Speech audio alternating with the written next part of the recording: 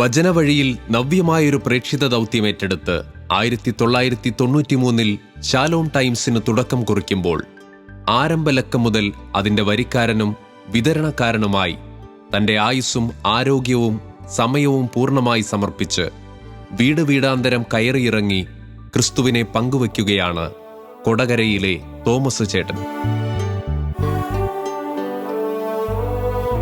സദാ പുഞ്ചിരിച്ച് കയ്യിലെപ്പോഴും സമാധാന ദൂതുമേന്തി തന്റെ വാഹനത്തിലൂടെ മുടങ്ങാതെ വചനഘോഷയാത്ര നടത്തുന്ന അദ്ദേഹത്തിന്റെ ജീവിതവും മറ്റൊരു സാക്ഷ്യമാണ്.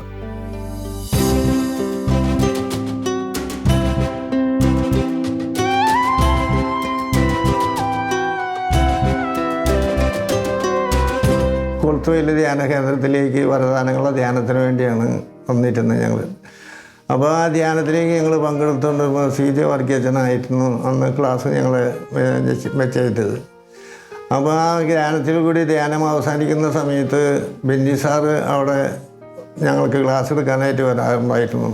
ആ ബെന്നി സാറ് പറഞ്ഞു, അവിടെ പുസ്തകങ്ങൾ കുറച്ച് അവിടെ പുറത്തിരിക്കുന്നുണ്ട്, ശാലോം മാഗസിൻ, ആവശ്യക്കാർക്ക് ആർക്കാണെങ്കിൽ വേണമെങ്കിൽ എടുത്തുകൊണ്ട് പോകാം എന്ന് അവിടുന്ന് പറഞ്ഞു. അപ്പോൾ അവിടുന്ന് ഞാൻ 2 പുസ്തകം അവിടുന്ന് എടുത്തു. ആ കൊണ്ടുവന്ന് ഒരു മാസിക വേറൊരു വ്യക്തിയും കൊടുത്തു, ഒരു മാസിക ഞാനെടുത്തു. അപ്പോൾ വായിച്ചു വെച്ചപ്പോൾ ചിലക്ക് മോശമില്ല, നമുക്ക് നല്ല അഭിപ്രായങ്ങളാണ് ഞങ്ങൾക്ക് തോന്നിയത്. അവിടുന്ന് ഞങ്ങളൊരു 10 മാസികയ്ക്ക് വേണ്ടി ഞങ്ങൾ ഏജൻസി എടുത്തു. ആദ്യത്തെ തവണ തന്നെ അവിടുന്ന് 10 മാസിക വെച്ച് ഞങ്ങൾ വിതരണം ചെയ്തു. അങ്ങനെ ഓരോരുത്തരെ കണ്ടുപിടിച്ച് അങ്ങനെ കുറേ വീടുകളൊക്കെ ഞങ്ങൾ കയറി ഇറങ്ങി. അപ്പോൾ അവർ പലരും അത് സ്വീകരിച്ചു. അപ്പോൾ ആ സ്വീകരണത്തിൽ കൂടെ ഞങ്ങൾക്ക് ആ മാസിക ഞങ്ങൾക്ക് വർദ്ധിപ്പിക്കാൻ സാധിച്ചുള്ളൂ. കുറഞ്ഞു പോയിട്ടില്ല, ഒരിക്കലും കുറഞ്ഞിട്ടില്ല. അങ്ങനെ ഞങ്ങൾ മാസിക ഇവിടെ കൊടകര ഇടവകയിൽ ഞാനും എൻ്റെ കൂട്ടുകാരന്മാരും കൂടി അവിടുന്ന് പ്രവർത്തിച്ച് ഈ ഇടവകയിൽ കൊടുക്കാമെന്ന് വെച്ചു. അങ്ങനെ 1100 മാസിക വരെ ശാലോം മാസിക ഞങ്ങൾ അവിടെ നിന്ന് വിതരണം ചെയ്തിരുന്നു കൊടകരപ്പള്ളിയിൽ.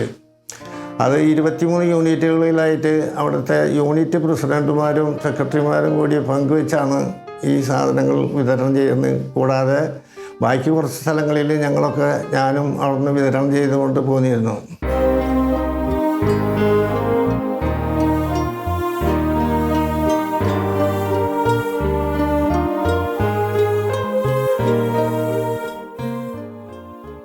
കൊടകര സെൻറ്റ് ജോസഫ് ദേവാലയമാണ് ഇത്. കൊടകര എന്ന് പറയുന്നത് നമ്മുടെ ഇരിഞ്ഞാലക്കുട രൂപതയുടെ മലയോര ഇടവകൾ ഉൾപ്പെടുന്ന ഒരു പ്രദേശമാണ്. ഒരു 15 ഇടവകൾ ഈ ഫൊറോനയുടെ കീഴിലുണ്ട്. 1970 ഇവിടെ ഒരു ഇടവകയായിട്ട് ഇത് ഉയർത്തപ്പെട്ടത്. 70 ഇടവകയായിട്ട് ഉയർത്തപ്പെടുന്ന സമയത്ത് ഇവിടെ 200 വീടുകളായിരുന്നു ഉണ്ടായിരുന്നത്. ഇപ്പോൾ ഏകദേശം 54 വർഷങ്ങൾ പൂർത്തിയായിരിക്കുന്നു. ഈ 54 വർഷങ്ങൾ കൊണ്ട് 900-ഓളം വീടുകൾ ഇവിടെ വർദ്ധിച്ചു. ഇപ്പോൾ 1100-ൻ്റെ അടുത്താണ് വീടുകൾ ഇവിടെ ഉള്ളത്. 23 കുടുംബ യൂണിറ്റുകളുണ്ട്. 640 കുട്ടികൾ വിശ്വാസ പരിശീലന ക്ലാസ്സുകൾ അറ്റൻഡ് ചെയ്യുന്നു. 32 അധ്യാപകരുണ്ട്. 10 സംഘടനകളുണ്ട്. 23 കുടുംബ യൂണിറ്റുകൾ ഇവിടെ സജീവമാണ്. ഈ ഇടവകയിൽ പ്രസിദ്ധീകരണം എന്ന് പറയുന്നത് ഇവിടെ ഒരു പാരിഷ് ബുള്ളറ്റിൻ, സ്നേഹദീപം എന്ന രീതിയിലുള്ളൊരു പാരിഷ് ബുള്ളറ്റിൻ ഇവിടെ ഇടവകയിൽ നിന്ന് പ്രസിദ്ധീകരിക്കുന്നുണ്ട്. അതിൻ്റെ 25ാം വർഷം പ്രമാണിച്ച്, രജതജൂബിലി പ്രമാണിച്ച് ഈ പ്രാവശ്യം പ്രത്യേകമായിട്ടും ഫാമിലി ക്വിസ്, അതുപോലെ തന്നെ ബൈബിൾ യൂണിറ്റ് അടിസ്ഥാനത്തിൽ 23 യൂണിറ്റുകളുടെ അടിസ്ഥാനത്തിൽ ബൈബിൾ പകർത്തി എഴുതുന്ന ഒരു കാര്യം കൂടിയും പ്ലാൻ ചെയ്യുന്നുണ്ട്. അത് ആരംഭിച്ചു കഴിഞ്ഞിട്ടുണ്ട്. അതിനൊക്കെ ആളുകൾക്ക് വളരെ താല്പര്യമാണ്. പിന്നെ ഇടവകയിൽ മറ്റ് പ്രസിദ്ധീകരണങ്ങളും ആളുകൾക്ക് വളരെ താല്പര്യമാണ്. പ്രത്യേകിച്ചും ശാലോം മാസിക ഇവിടെ തോമസ് ചേട്ടൻ്റെ നേതൃത്വത്തിൽ വീടുകളിലെല്ലാം വിതരണം ചെയ്ത് ആളുകളതിന് വരിക്കാരാണ്. ആളുകൾ വളരെ ഹാപ്പിയാണ്. നേരത്തെ കൊടുക്കാൻ വേണ്ടി അന്ന് ഞാൻ കോഴിക്കോട് പേരാമ്പ്രയിലാണ് അന്ന് ഓഫീസായിരുന്നത്. അന്നൊരു വാടക കെട്ടിടത്തിലാണ് ഈ ശാലോം പ്രവർത്തിച്ചിട്ടുണ്ടായിരുന്നത്. പേരാമ്പ്ര വന്ന് അവിടെ നിന്ന് ഞാൻ കൊണ്ടുവരാറുണ്ടായി. 100 പുസ്തകം കൊണ്ടുവരും. അന്ന് 100 വരെ അന്ന് എത്തിയിട്ടുണ്ടായിരുന്നുള്ള ചെല്ലുമ്പോൾ ഒരു കെട്ട് പുസ്തകം കൊണ്ട് അന്ന് അവിടുന്ന് കോഴിക്കോട് നിന്ന് തൃശ്ശൂർ കൊടകരയ്ക്ക് എത്തും. അത് ഞാൻ അവിടെ നിന്ന് 30-ാം തീയതിക്ക് മുമ്പ് ഇവിടെ എത്തും, ഞാൻ കൊണ്ടുവരും. അത് 1-2 ഉള്ളിൽ ഞാൻ കൊടുത്ത് തീർത്തിരിക്കും. ആദ്യം കൊടുത്ത വീടുകളാണ് ഈ പി എൽ പോളിക വീട്. അവരെപ്പോഴും തുടർന്നുകൊണ്ട് വാങ്ങുന്നുണ്ട് എൻ്റെ കയ്യിൽ നിന്ന് പൈസ മാസിക.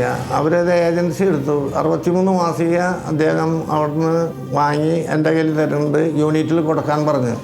90കളിൽ ശാലോമുമായിട്ടുള്ള ബന്ധം തുടങ്ങിയതാണ്. ഏറ്റവും പഴയ ശാലോമിൻ്റെ ഏജൻ്റായ തോമസ് ചേട്ടനിലൂടെയാണ് ഞങ്ങൾ ശാലോമുമായിട്ട് ബന്ധപ്പെടുന്നത്. വളരെ ഒരു നല്ല ഉണർവ് കിട്ടുന്ന ബന്ധമായിരുന്നു ഞങ്ങളുടേത്.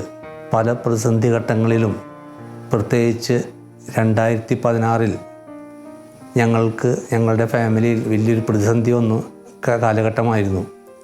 ആ 2016 തോമസിലൂടെയും ശാലോമിലൂടെയും വളരെയധികം നല്ല പ്രചോദനങ്ങൾ നൽകുന്ന അറിവുകളും മറ്റും ലഭിച്ചു.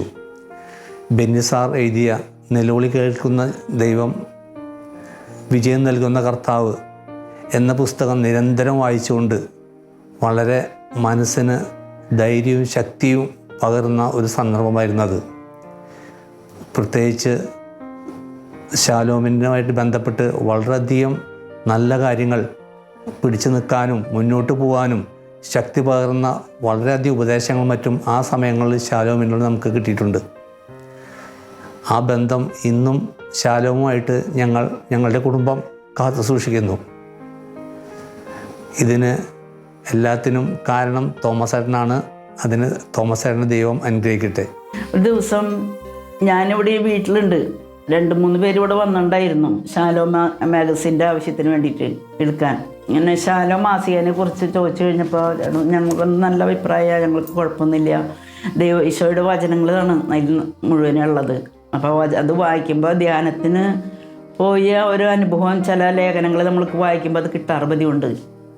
അപ്പോൾ ചേട്ടനോട് അത് വാങ്ങിച്ച് കൊടുക്കുകയെന്ന് വെച്ചാൽ നമുക്ക് ഏറ്റവും നല്ല ഇതാണ്. കാരണം വെച്ചിട്ടുണ്ടെങ്കിൽ നമുക്ക് ഓരോ വീടുകളിലോ അല്ലെങ്കിൽ മറ്റുള്ള സ്ഥലങ്ങളിലോ പോയി നമ്മൾക്കൊന്നും പറയാൻ പറ്റില്ല. നമുക്ക് വേണമെങ്കിൽ നമ്മുടെ കൂടെ നടക്കുന്ന വ്യക്തികൾക്ക് വേണ്ടി വചനങ്ങൾ പറഞ്ഞു കൊടുക്കാം, അത്രയ്ക്കേ പറ്റുള്ളൂ. പക്ഷേ നമ്മൾ പറയുന്നേക്കാളും കൂടുതൽ ഈ ബുക്ക് കൊടുത്തു കഴിഞ്ഞിട്ടുണ്ടെങ്കിൽ അത് വായിക്കുന്ന വ്യക്തികൾക്ക് അത് ദൈവം അത് വായിക്കുമ്പോൾ തന്നെ അതിൻ്റെ കൃപ കൊടുക്കും, അങ്ങനെ ആഗ്രഹിച്ച് വായിക്കുന്ന ആൾക്കാർക്ക്. അപ്പം അങ്ങനെ കൊടുക്കാനായിട്ട് കർത്താവ് ആഗ്രഹിക്കുന്നുണ്ടെങ്കിൽ നമുക്ക് തീർച്ചയായിട്ടും കൊടുക്കാനായിട്ട് നമുക്ക് പരിശ്രമിക്കാം.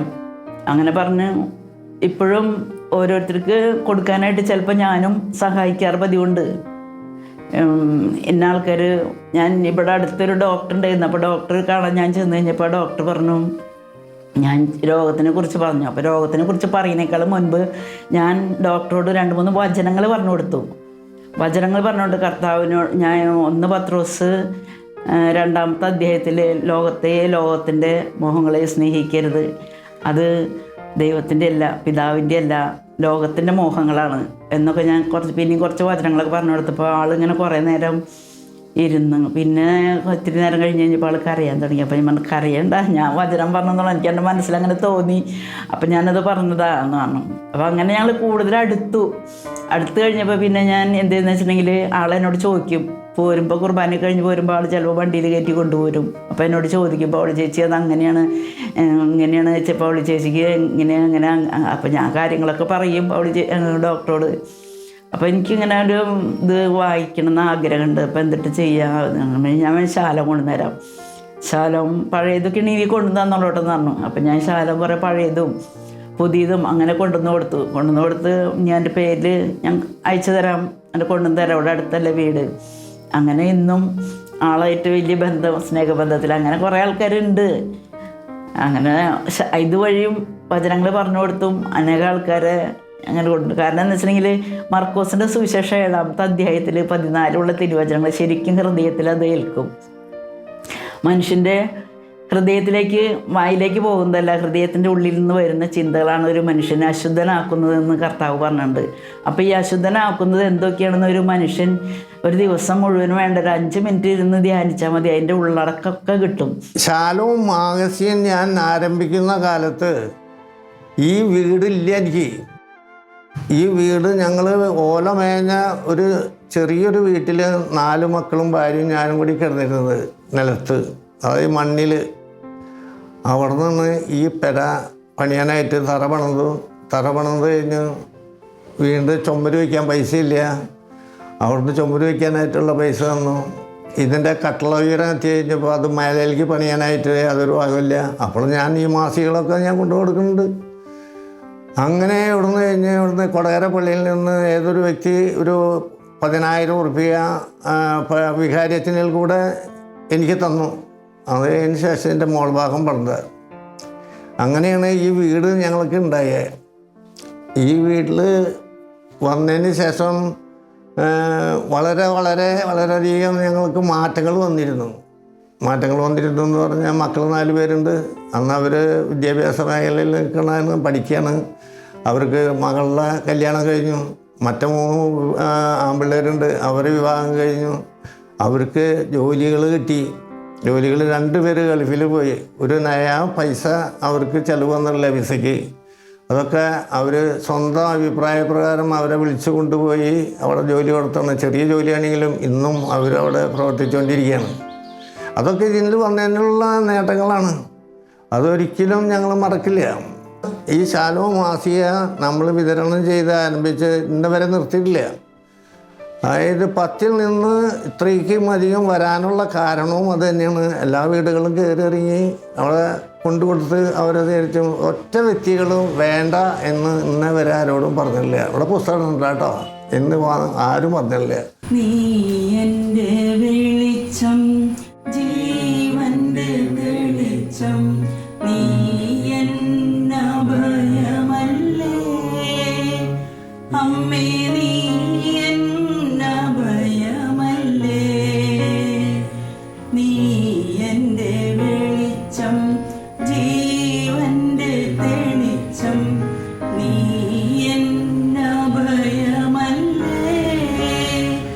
അമ്മേ, നീ എന്നഭയമല്ലേ. കൈവിടിയരുതേ കന്യാമറിയമേ, കനിവിൻ കേദാരമേ അമ്മേ, കനിവിൻ കേദാരമേ, നീ എൻ്റെ വെളിച്ചം, ജീവന്റെ തെളിച്ചം, നീ എന്നഭയമല്ലേ അമ്മേ, നീ എന്നഭയമല്ലേ. ബുക്കൊക്കെ വായിക്കണ കുറേശ്ശെ ശീലങ്ങളൊക്കെ എനിക്കുണ്ടായിരുന്നു. അപ്പോൾ അങ്ങനെ കേട്ടിരുന്നു ഷാലോം ടൈംസ് നല്ലൊരു മാഗസിനാണെന്ന്. അപ്പോൾ ഞാൻ ഈ തോമസ് ചേട്ടനാണ് ഇതിൻ്റെ ഇവിടുത്തെ ആളെന്ന് ഏജൻ്റ് എന്നൊക്കെ എനിക്ക് മനസ്സിലാക്കാൻ കഴിഞ്ഞു. അപ്പോൾ ഞാൻ തോമസ് ചേട്ടനെ കണ്ട് തോമസ് ചേട്ടൻ്റെ കയ്യിൽ നിന്ന് പുസ്തകം വാങ്ങിച്ചു നോക്കിയപ്പോൾ എനിക്കെന്ന് പറഞ്ഞ കാര്യം സത്യമാണെന്ന് മനസ്സിലായി. നല്ല അനുഭവം തരുന്നതും ഞാൻ എപ്പോഴും അത് ഒരു എത്രയും തേളം അത് ചെല്ലിയിട്ടേ ബുക്ക് തുറക്കുള്ളൂ. അത് എന്ന് എനിക്ക് നല്ലൊരു അനുഭവമായി മാറി. എപ്പോഴെങ്കിലും വേദനിക്കുക അല്ലെങ്കിൽ ഡിപ്രഷനിലേക്ക് പോവേ ഏതെങ്കിലും തരത്തിൽ ഞാൻ അസ്വസ്ഥപ്പെടുന്നുണ്ടെങ്കിൽ അങ്ങനെ പ്രാർത്ഥിച്ചെടുക്കുമ്പോൾ തന്നെ എനിക്ക് ഈശോ എന്നോട് നേരിട്ട് സംസാരിക്കുന്ന പോലെ എനിക്ക് തോന്നാറുണ്ട്. അതെനിക്ക് വല്ലൊരു ഫീലിംഗ് ആയിരുന്നു. ഞാനിങ്ങനെ ഞാൻ മറ്റാരുമല്ല, എന്നെ തന്നെ ശരിയാക്കണം, എന്നിലുള്ള കുറവുകൾ കണ്ടാൽ തന്നെ എന്നെ ഏറ്റവും സഹായിച്ച ഒരു പുസ്തകമായിരുന്നു. ഞാൻ വായിക്കുന്തോറും ഈശോനെ അടുത്തറിയും തോറും ഈശോനെ സ്നേഹിക്കാൻ തുടങ്ങി. എന്നിൽ ഒരുപാട് കുറവുകളുണ്ടെന്ന് എനിക്ക് തിരിച്ചറിവ് എനിക്ക് തന്നു. നല്ല കുമ്പസാരം ചെയ്യാനായിട്ടും എനിക്ക് മനസ്സിലായി ഞാനാണ് ശരിയാവേണ്ടത്. എന്നിലുള്ള കുറവുകൾ മാറ്റാണ്ട്, എൻ്റെ കണ്ണിലത്തെ കരട് മാറ്റാണ്ട് ഒരു രക്ഷയില്ലാന്ന് എനിക്ക് തിരിച്ചറിവ് തന്നു. അതിനുള്ള പരിശ്രമമായിരുന്നു പിന്നെയുള്ള എൻ്റെ ജീവിതം മുഴുവൻ. അത് എൻ്റെ മരണം വരെ അങ്ങനെ തന്നെയായിരിക്കും എനിക്ക് തോന്നുന്നു. കാരണം ഒരെണ്ണം ശരിയായി വരുമ്പോഴേക്ക് അടുത്തേക്ക് വീഴുന്നുണ്ട്. പക്ഷേ എനിക്കത് നല്ല ഹെൽപ്ഫുള്ളാണ് എൻ്റെ ഷാലോം ടൈംസ്. ഞാനത് ഞാൻ പലർക്കും അത് എൻ്റെ ചേച്ചി സിസ്റ്റേഴ്സിനൊക്കെ അവർ പറയും അവർക്ക് വേണം. ഞാൻ തോമസ് ചേട്ടൻ്റെ വഴിയാണ് അയച്ചു കൊടുക്കാറുണ്ട്. എല്ലാവരോടും ആ സമയത്തൊക്കെ ഞാൻ എല്ലാവരോടും എവിടെയൊക്കെ കണ്ട് ഞാൻ എല്ലാവരോടും ഇതിനെക്കുറിച്ച് നന്നായി സംസാരിക്കും. അവർക്ക് കൊടുക്കണ രീതിയിൽ പറ്റണ രീതിയിലൊക്കെ ഇതിൽ നിന്ന് കിട്ടിയ അറിവ് ഞാൻ സൺഡേ കാറ്റേഴ്സ് എടുക്കുന്നുണ്ട്. അപ്പോൾ അതിൽ നിന്ന് കിട്ടിയ കാര്യങ്ങളൊക്കെ ഞാൻ എൻ്റെ മക്കൾക്ക് ഞാൻ പറഞ്ഞു കൊടുക്കും. നല്ലൊരു അനുഭവം തന്നെയാണ്. എനിക്കത് മറക്കാൻ പറ്റില്ല. എൻ്റെ ജീവിതത്തിൻ്റെ ഒരു ഭാഗമാണ് ഷാലോം ടൈംസ്. പൊതുവേ എൻ്റെ അഭിപ്രായത്തിൽ നല്ലൊരു മാഗസീനാണത്. മറ്റുള്ള ഇതിനെ അപേക്ഷിച്ച് കുറച്ചും കൂടെ നമുക്ക് കാര്യങ്ങൾ മനസ്സിലാക്കാനും വായിച്ചു കഴിഞ്ഞാൽ കൂടുതൽ നമുക്കത് ഗ്രഹിക്കാനായിട്ട് കഴിയുന്നുണ്ടത് ഈ പുസ്തകം. മറ്റുള്ളതിനേക്കാളും മറ്റുള്ളത് നല്ല പുസ്തകങ്ങൾ തന്നെയാണ്. എന്നിരുന്നാലും നമുക്ക് കൂടുതൽ മനസ്സിലാക്കാനും പെട്ടെന്ന് അത് നമ്മുടെ ഉള്ളിലേക്ക് എടുക്കാനായിട്ട് നമുക്ക് ഇത് ചെയ്യാൻ സാധിക്കുന്നുണ്ട് ഈ പുസ്തകം. അതിൻ്റെ ഇടയിൽ ഇങ്ങനെ കുറച്ച് നാൾ കഴിഞ്ഞപ്പോൾ പ്രായം ഇങ്ങനെ വന്നു കഴിഞ്ഞപ്പോൾ നമുക്ക് കൊണ്ടുപോകാനായിട്ടും കൊടുക്കാനായിട്ടുള്ള സാഹചര്യങ്ങൾ ഉണ്ടായില്ല. അപ്പോൾ അതിന് ബുദ്ധിമുട്ടുകൾ നേരിട്ട് കഴിഞ്ഞപ്പോൾ ഷാലോമിനെ ഞാൻ വിവരം അറിയിച്ചിരുന്നു. ഷാലോമിനെ വിവരം അറിഞ്ഞ് കഴിഞ്ഞപ്പോൾ അവിടുന്ന് ഡൊമിനിക് സാവിയോ ഒരു അപേക്ഷ കൊടുക്കുക, നമുക്കിങ്ങനെ ഞാനിത് നിർത്താൻ പോയി, ഞാൻ ഈ സൈക്കിൾ മുളാണ് കൊണ്ടുപോയിരുന്നത്. അപ്പോൾ അതറിഞ്ഞ് ഒരു അപേക്ഷ വയ്ക്കാനായിട്ട് പറഞ്ഞിരുന്നു. ഈ അപേക്ഷ വയ്ക്കാൻ പറഞ്ഞു കഴിഞ്ഞപ്പോൾ അപേക്ഷ വെച്ചവർ ഞാൻ അന്ന് ആവശ്യപ്പെട്ടത് എനിക്ക് ഒരു ഇലക്ട്രിക്കിൻ്റെ ഒരു വണ്ടി കിട്ടിയാൽ തിരക്കേടില്ല എന്നുള്ളത് അഭിപ്രായം എൻ്റെ മനസ്സിലുണ്ടായിരുന്നു. അതന്ന് 34,000 രൂപ 36,000 രൂപയോളം നമുക്ക് അന്ന് അതിന് വരും നമ്മുടെ കയ്യിൽ. അപ്പോൾ അതിൻ്റെ സംഖ്യ അവർ കൂടി ഞാൻ അതിൽ എഴുതി വെച്ചിട്ടുണ്ടായിരുന്നു. അന്ന് അവർ മീറ്റിങ്ങിൽ അവർ ശാലോം അംഗങ്ങൾ ബെന്നി സാറ്, മാത്യു സാറ് അവരൊക്കെ അതിൻ്റെ അംഗങ്ങളൊക്കെ മീറ്റിംഗ് കൂടി പ്രാർത്ഥിച്ച് കഴിഞ്ഞപ്പോൾ കർത്താവിൽ നിന്ന് അനുവാദം കൊടുക്കാനായിട്ട്. അപ്പോൾ എൻ്റെ കഷ്ടപ്പാടും ദുരിതങ്ങളും ദുഃഖങ്ങളൊക്കെ കർത്താവ് മാത്യു സാറിന് കാണിച്ചു കൊടുത്തു. മാത്യു സാറ് എന്നോട് പറഞ്ഞപ്പോഴാണ് ഞാൻ അറിയണത്. അപ്പോൾ മാത്യു സാറ് പറഞ്ഞപ്പോൾ സംഗതി ബുദ്ധിമുട്ടുകളും പ്രയാസങ്ങളൊക്കെ ഉണ്ടായിട്ടുണ്ട്. അപ്പോൾ കൊടുക്കാൻ അനുവദിച്ചു എന്ന് അവർ പാസ്സാക്കി. അപ്പോൾ മാത്യു സാറ് പറഞ്ഞു, അപ്പോൾ 36,000 രൂപയാണ് ഞാൻ പറഞ്ഞിരുന്നത്. അപ്പോൾ കർത്താവിൻ്റെ ആത്മാവ് അവർക്ക് വെളിപ്പെടുത്തി കൊടുത്തെന്ന് പറഞ്ഞു ബെന്നി സാറിന്. അപ്പോൾ ഒരു 40,000 റുപ്യ കൊടുക്കാൻ പറഞ്ഞ് അവർക്ക് ബോർഡിൽ എഴുതി കാണിച്ചു കൊടുത്തെന്ന് പറഞ്ഞ് അവർ പറഞ്ഞ അനുഭവമാണ് ഞാൻ പറയുന്നത്. അങ്ങനെ 40,000 റുപ്യ എൻ്റെ വണ്ടി വാങ്ങാൻ വേണ്ടി, ഷാലോമിൻ്റെ വണ്ടി വാങ്ങാൻ വേണ്ടിയിട്ട് വണ്ടി തന്ന ഇവളാണ് ഇത് ഞാൻ വിതരണം നിന്നും ചെയ്തുകൊണ്ടിരിക്കുന്നത്. അപ്പോൾ അതുകൊണ്ടാണ് ഞാൻ കൊണ്ടുപോകുന്നത്. അപ്പോൾ അതില്ലെങ്കിൽ ഇന്നും കൊടുക്കില്ല. അപ്പോൾ എൻ്റെ മരണം വരെ അത് എനിക്ക് സാധിക്കാവുന്ന വിധത്തിൽ കൊണ്ടു കൊടുക്കാവുന്ന വിധത്തിൽ അത് ഉപയോഗിക്കാനാണ് ഞാൻ തയ്യാറായിക്കൊണ്ടിരിക്കുന്നത്. ഞങ്ങളിവിടെ കൊടകര വന്നിട്ട് കുറച്ച് വർഷങ്ങളായി കഴിഞ്ഞിട്ടാണ് തോമസ് ചേട്ടനെ പരിചയപ്പെടുന്നത്. തോമസ് ചേട്ടൻ ഒരു ദിവസം വീട്ടിൽ വന്നിട്ട് ഇത് ഷാലോമിൻ്റെ മാസികയാണ്, നല്ല മാസികയാണ്, ഞാൻ എല്ലാ മാസവും നിങ്ങൾക്ക് കൊണ്ട് തരാം, നിങ്ങളിത് വായിക്കണം, ഫ്രീ ആണ്, പൈസയൊന്നും തരണ്ട എന്ന് പറഞ്ഞു. ആദ്യത്തെ പ്രാവശ്യം കിട്ടി വായിച്ചപ്പോൾ തന്നെ ഞങ്ങൾക്ക് വളരെ ഇഷ്ടമായിട്ട് തോന്നി മാസിക. പിന്നെ തോമസ് ചേട്ടൻ പറഞ്ഞ് ഞാനിവിടെ കൊണ്ടുതരാം, നിങ്ങളെങ്ങും പോകണ്ട, ഞാനിവിടെ കൊണ്ടുവന്ന് നിങ്ങൾക്ക് എല്ലാ മാസവും കൊണ്ടുതരാമെന്ന് പറഞ്ഞു. ജോലി ചെയ്തിരുന്ന സമയമായിരുന്നു. ആ സമയത്ത് സർവീസിലിരിക്കുന്ന സമയം, രാവിലെ പോയാൽ വൈകിട്ട് വരുന്ന, പിന്നെ വന്നു കഴിഞ്ഞാൽ കുറച്ച് ടൈം പാസ്സാവുന്ന വായിച്ച് വായിക്കും. വായിച്ചു കഴിഞ്ഞപ്പോൾ ഇതിനോടൊരു അട്രാക്ഷൻ തോന്നി. ഞാൻ തന്നെ തോമസിനോട് പറഞ്ഞു, തോമസ് ഒരു കാര്യം ചെയ്യും, ഒരു 10-20 പേർക്ക് എൻ്റെ സൈഡിൽ നിന്ന് ഡിസ്ട്രിബ്യൂട്ട് ചെയ്യും, ഞാൻ പേയ്മെൻറ്റ് തന്നേക്കാം. എന്നുവെച്ചാൽ ഇത് മറ്റുള്ളവരിലേക്ക് എത്താൻ ഒരു മാർഗം അതൊക്കെ തന്നെ എനിക്ക് തോന്നിയുള്ളൂ. എന്നുവെച്ചാൽ എനിക്ക് ആ സമയത്ത് സർവീസ് ചെയ്യുന്ന സമയത്ത് എനിക്ക് പോയിട്ട് കൊടുക്കാനോ മേടിച്ച് കൊടുക്കാനോ പറ്റാത്ത വണ്ടി ഇതായിരുന്നു. ഞാൻ സ്ഥിരം മേടിക്കുന്ന ഇപ്പോഴും ഞാനത് നടത്തിക്കൊണ്ട് വരുന്നുണ്ട്. ശാലോം പുസ്തകം വായിച്ചിട്ടുണ്ടെങ്കിലേ നമ്മൾക്ക് എന്തോ ഒരു ദൈവത്തിൻ്റെ സാന്നിധ്യം നമ്മുടെ വീട്ടിലുണ്ടെന്നുള്ളൊരു മനോഭാവം എനിക്ക് തോന്നാറുണ്ടെന്ന് വായിച്ച വ്യക്തികൾ എന്നോട് പറഞ്ഞതാ. അത് വായിക്കുമ്പോൾ എനിക്ക് തോന്നണം എൻ്റെ അടുത്ത് എൻ്റെ ഈശോ നിൽക്കുന്നുണ്ട്, എന്നിട്ട് എന്നോട് പറയുക ഓരോ കാര്യങ്ങൾ. അപ്പോൾ ആ ഈശോയുടെ ആ സ്നേഹം അനുഭവിച്ചുകൊണ്ട് ഇത് വായിക്കുമ്പോഴാണെങ്കിൽ അത് കിട്ടുള്ളൂ, അല്ലെങ്കിൽ കിട്ടില്ല. അല്ലാണ്ട് നമ്മൾ വേറെ എന്തെങ്കിലും ആലോചിച്ചിട്ട് ഇത് വായിച്ചു കഴിഞ്ഞാൽ അത് കിട്ടുന്ന വരില്ല. നമ്മൾക്ക് ഈശോ ആണ് എനിക്ക് ഇത് തന്നിട്ടുള്ളത്. അപ്പോൾ ഈ കത്ത് അല്ലെങ്കിൽ ഈ ബുക്ക് ഇത് വായിക്കാനായിട്ട് ഞാൻ താല്പര്യം കാണിച്ചിട്ട് അത് വായിക്കണം. അങ്ങനെ വായിച്ചാൽ മാത്രമേ അത് കിട്ടുള്ളൂ, അല്ലെങ്കിൽ കിട്ടില്ല അത്. അപ്പം അങ്ങനെ 2-3 ആൾക്കാരോട് ഒരു പറയാറ് പതിവുണ്ട്. അപ്പോൾ എന്നോട് ചോദിക്കും, ശാലോം മാസിക വന്ന ചേച്ചിയെ ഞാൻ വന്നിട്ടുണ്ട്, വീട്ടിൽ വന്നിരിക്കുന്നുണ്ട്, അത് സമയമാകുമ്പോൾ കൊണ്ടും തരും. ആദ്യം കൊണ്ടുവന്ന സമയത്ത് അന്ന് ഇങ്ങനത്തെ ഒരു മാസികയും നമുക്ക് കിട്ടിയിരുന്നില്ല. നമ്മൾ ആദ്യം കൊണ്ടുവന്ന മാസിക തന്നെ ഫുള്ളായിട്ട് വായിച്ചു തന്നെ എൻ്റെ ഓർമ്മ. അത് ഇന്നും ഏകദേശം കിട്ടിക്കഴിഞ്ഞാൽ ആദ്യം അത് വായിച്ച് നോക്കി കഴിഞ്ഞിട്ടാണ് വേറെ പുസ്തകങ്ങൾ എടുക്കുള്ളൂ. അത്രയും നല്ല ബന്ധമാണ് ശാലോമായിട്ട് നമുക്ക്. കൊച്ചു കുഞ്ഞുങ്ങൾ പോലും വായിച്ചാലും അവർക്കത് മനസ്സിലാവും. അത്രയ്ക്കുള്ള ലളിതമായ ഒരു ഭാഷയിലാണ് ശാലോം ടൈംസിലെ ഓരോ കുറിപ്പുകളും ഉണ്ടാകുന്നത്. അതുപോലെ തന്നെ അതിനകത്തുള്ള ഓരോ വിശുദ്ധന്മാരുടെ ഓരോ അവരുടെ പ്രാർത്ഥനകൾ അല്ലെങ്കിൽ അവർ ചെയ്യുന്ന ഓരോ അതെല്ലാം വളരെ എന്താ പറയുന്ന മനസ്സിനെ ഒരുപാട് ടച്ച് ചെയ്യുന്ന ഒരു സംഭവമാണ്. അതിൽ ഏറ്റവും ഇഷ്ടപ്പെട്ട കാര്യം വെച്ചാൽ ഓരോരുത്തരും സത്യകഥ എന്ന് പറഞ്ഞ മാതിരി സത്യം വെളിപ്പെടുത്തുന്നതാണ് അവരുടെ അനുഭവങ്ങൾ.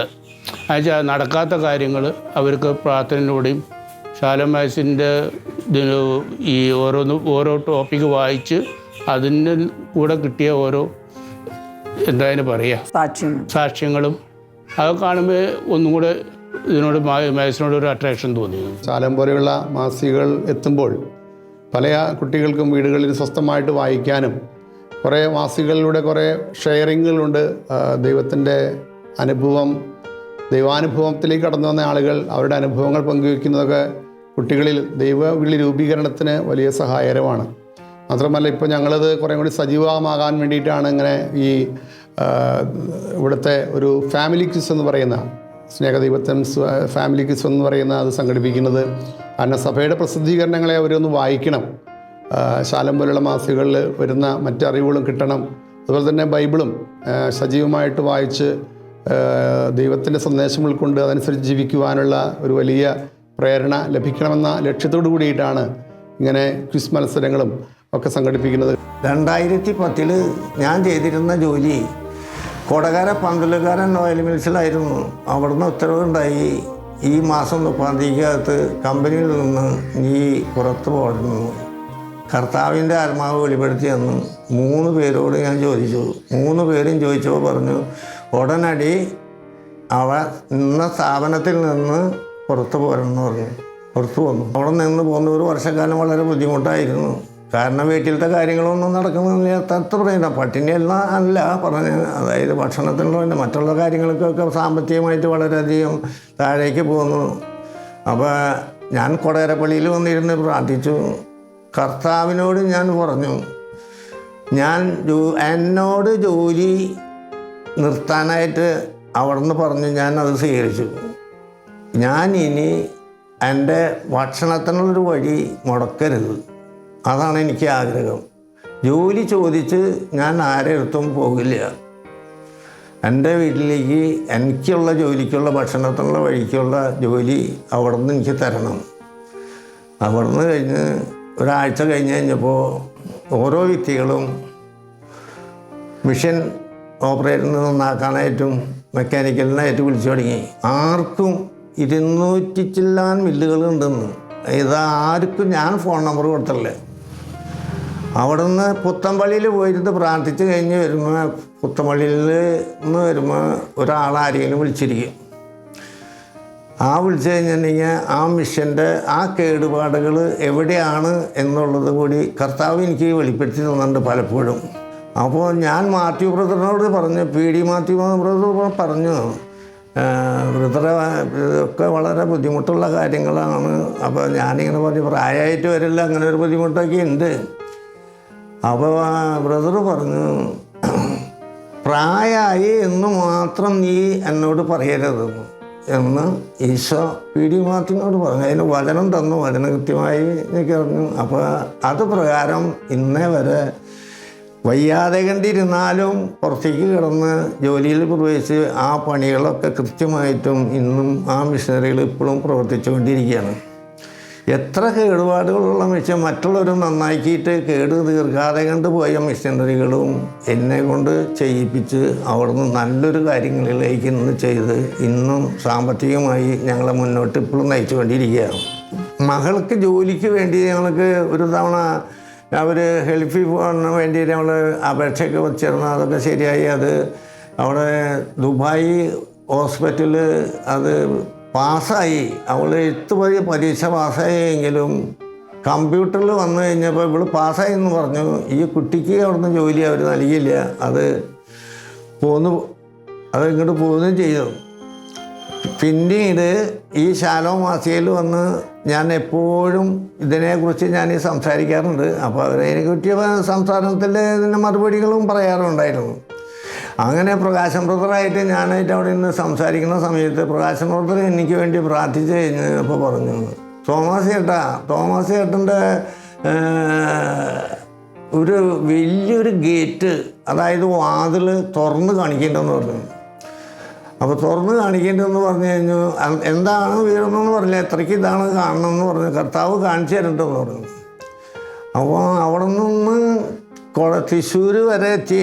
തൃശ്ശൂർ എത്തിയപ്പോൾ ഇടയ്ക്ക് വെച്ച് മരുമകൾ ഫോൺ ചെയ്തു, അപജ ഇങ്ങനെ ഒരു ടെസ്റ്റ് എഴുതിയിട്ടായിരുന്നു PSC മുഖാന്തരം. അതിൽ 1ാം റാങ്ക് കിട്ടിയ ആൾ പാസ്സായി, ആൾക്ക് ജോലി ഇവിടെ പാസ്സായിട്ട് തൃശ്ശൂർ തന്നെ ആൾക്ക് അനുവദിച്ച് തന്നിട്ടുണ്ടെന്ന് പറഞ്ഞു.